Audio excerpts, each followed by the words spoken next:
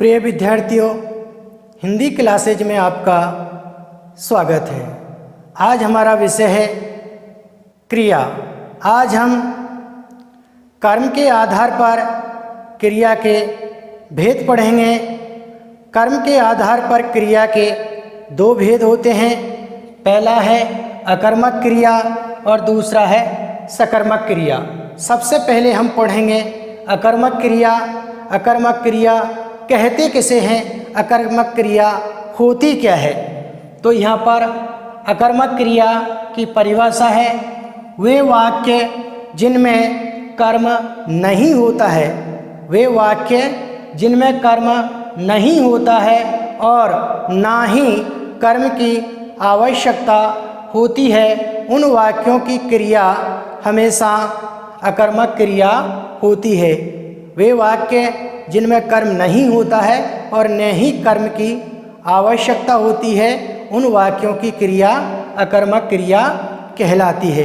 दूसरी परिभाषा के अनुसार जहाँ कर्ता जो कार्य करता है उसका प्रभाव केवल कर्ता के ऊपर पड़ता है, किसी अन्य पर नहीं पड़ता है, उसे भी अकर्मक क्रिया कहते हैं। निम्न क्रियाएं हमेशा अकर्मक होती हैं, जैसे सोना, हंसना, रोना, दौड़ना, चिल्लाना। ये सभी अकर्मक क्रियाएं हैं। इनका प्रभाव केवल कर्ता द्वारा किए गए कार्य का फल केवल कर्ता पर पड़ता है, किसी अन्य पर नहीं। यहाँ पर समझाया गया है निम्न उदाहरणों द्वारा। राम हंसता है, राम हंसता है। तो हम इस परिभाषा के अनुसार हम इसे ले सकते हैं कि वे वाक्य जिनमें कर्म नहीं होता है और न ही कर्म की आवश्यकता होती है। तो राम यहाँ पर कर्ता है, हंसता यहाँ पर क्रिया है। इस वाक्य में कर्म नहीं है और न ही हमें कर्म की आवश्यकता पड़ रही है, क्योंकि वाक्य पूर्ण है, वाक्य पूर्ण हो रहा है, इसमें हमें किसी अन्य कर्म की आवश्यकता नहीं है। तो इस परिभाषा के अनुसार तो ये है, इस तरीके से राम हंसता है, इसमें कर्म नहीं है, इसलिए ये अकर्मक क्रिया है और न ही इसमें कर्म की आवश्यकता है। इसलिए राम हंसता है, इस वाक्य में हंसता जो क्रिया है वो अकर्मक क्रिया है। दूसरी परिभाषा के अनुसार कर्ता द्वारा किए गए कार्य का फल केवल कर्ता के ऊपर पड़ता है। तो यहाँ कर्ता राम है और राम द्वारा जो क्रिया की गई है, जो कार्य किया गया है हंसने का, उसका प्रभाव केवल राम के ऊपर पड़ रहा है। राम यहाँ पर कर्ता है, कर्ता के ऊपर पड़ रहा है। ये राम हंसता है तो हंसने से थकेगा कौन? राम थकेगा। तो प्रभाव कर्ता के ऊपर पड़ रहा है। इसलिए भी हम कह सकते हैं कि हंसता जो क्रिया है वो अकर्मक क्रिया है और राम हंसता है ये वाक्य है वो अकर्मक क्रिया का उदाहरण है। इसी तरीके से दूसरा उदाहरण है सीता रोती है। सीता रोती है, तो सीता रोती है, इस वाक्य में सीता कर्म है, सीता कर्ता है और रोती क्रिया है। इस वाक्य में कर्म नहीं है और न ही कर्म की आवश्यकता पड़ रही है, क्योंकि वाक्य वैसे ही पूर्ण हो रहा है। तो इस परिभाषा के अनुसार दूसरी परिभाषा है ये है कि कर्ता द्वारा किए गए कार्य का फल केवल कर्ता पर पड़ता है, उसे भी अकर्मक क्रिया कहते हैं। तो सीता रोती है, तो सीता जो रोने की क्रिया कर रही है, सीता यहाँ पर कर्ता है और सीता द्वारा जो क्रिया की जा रही है उसका प्रभाव किसके ऊपर पड़ रहा है? रोने की क्रिया का सीता के ऊपर, क्योंकि रोएगी, थकेगी तो दुख किसको होगा? सीता को ही होगा। हैरानी किसको होगी? सीता को होगी।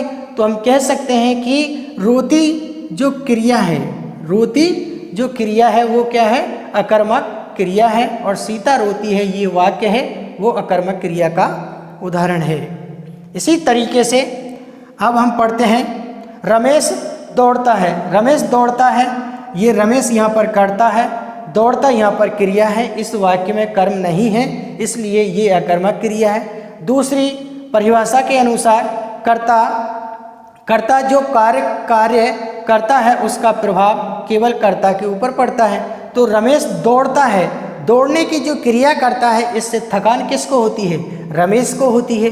थकेगा कौन? रमेश थकेगा। इसलिए हम कह सकते हैं कि यहाँ पर दौड़ता जो क्रिया है वो अकर्मक क्रिया का उदाहरण है। और यहाँ पर हंसता, रोता या रोती या रोना, दौड़ना या दौड़ता, ये क्रिया है वो क्या है? अकर्मक क्रिया है।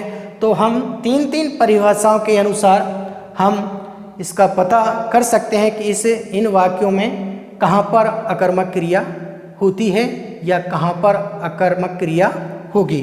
अब हम कर्म के आधार पर क्रिया का दूसरा भेद पढ़ेंगे, सकर्मक क्रिया। सकर्मक क्रिया होती क्या है, कहते किसे हैं? तो यहाँ पर सकर्मक क्रिया की परिभाषा है, वे वाक्य जिनमें या तो कर्म होता है या कर्म की आवश्यकता होती है। या तो कर्म होता है या कर्म की आवश्यकता होती है, उन वाक्यों की क्रिया सकर्मक क्रिया कहलाती है।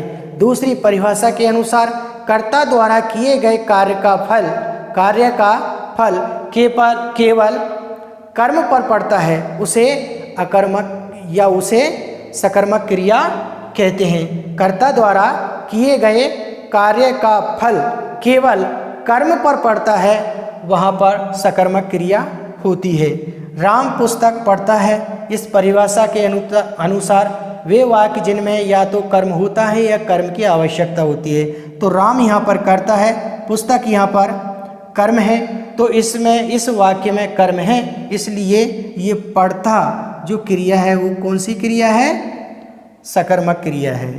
इसी तरीके से हम अगला उदाहरण पढ़ते हैं, सीता फूल तोड़ती है। कर्ता द्वारा किए गए कार्य का फल कर्म पर पड़ता है, उसे सकर्मक क्रिया कहते हैं। तो ये दूसरा वाक्य है, सीता फूल तोड़ती है। तो यहाँ पर तोड़ती क्रिया है, सीता के द्वारा जो क्रिया की गई है उसका फल किसके ऊपर पड़ा है? कर्म के ऊपर। यहाँ फूल क्या है? कर्म है। सीता ने फूल को तोड़ा, दर्द किसको हुआ? फूल को हुआ। पेड़ से अलग कौन हुआ? फूल हुआ। तकलीफ किसको आई? फूल को आई। इसलिए कर्ता द्वारा किए गए कार्य का फल यहाँ पर कर्म के ऊपर पड़ा है, इसलिए हम कह सकते हैं कि तोड़ती जो क्रिया है वो सकर्मक क्रिया है। सीता फूल तोड़ती है, ये वाक्य है वो सकर्मक क्रिया का उदाहरण है। इसके अनुसार, इस परिभाषा के अनुसार हम ले सकते हैं इसमें सीता फूल तोड़ती है, तो सीता यहाँ पर कर्ता है, फूल यहाँ पर कर्म है, तोड़ती यहाँ पर क्रिया है। इस वाक्य में कर्म है, इसलिए हम कह सकते हैं कि ये सकर्मक क्रिया है। हम दोनों तरीके से इसका पता लगा सकते हैं। तीसरा उदाहरण है, राम पीता है। अब यहाँ पर कर्म नहीं है, लेकिन हमें कर्म की आवश्यकता पड़ रही है कि राम पीता तो है, राम के द्वारा जो पीने की क्रिया की जा रही है, पीने की जो क्रिया की जा रही है, तो पीने की क्या पी रहा है राम क्या पी रहा है? तो यहाँ कर्म की आवश्यकता पड़ रही है। राम पीता है, राम पीता तो है पर पीता क्या है? तो हम यहाँ पर राम दूध पीता है, राम पानी पीता है, इस तरीके से हम इसमें जोड़ देंगे तो यहाँ पर कर्म हो जाएगा। तो अभी ये वाक्य अपूर्ण है, इसमें कर्म नहीं है, इसलिए ये यहाँ पर पीता जो क्रिया है वो सकर्मक क्रिया है। इस तरीके से कर्म के आधार पर आज हमने क्रिया के दो भेद होते हैं, अकर्मक क्रिया और सकर्मक क्रिया। इन दोनों का आज हमने विस्तार पूर्वक विधिवत रूप से अध्ययन किया है। आज के लिए इतना ही, शेष कल पढ़ेंगे। Thank you.